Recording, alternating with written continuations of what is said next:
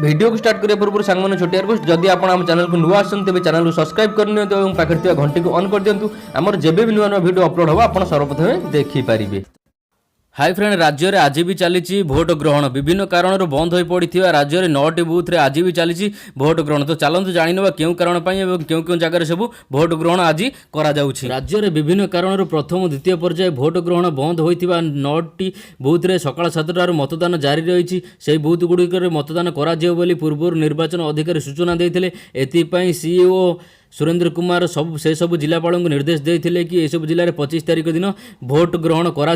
सानी मतदान चली बूथ गुड़िक रही सुंदरगढ़ 2टी, कंधमाल 2टी, बरगढ़ 4टी, आस्कार गोटे, सुंदरगढ़ अंतर्गत बणाईर 129 number booth, Sundargarh 213 number booth, Kandhamal दसपलार 210 number booth, 222 number booth, Bargarh अंतर्गत अताबिरार 235 नंबर बूथ एवं आस्कार सोरडार 182 नंबर बूथ रे सानी मतदान चली। केतक बूथ रे अपराह 4टा जाए मतदान ग्रहण करा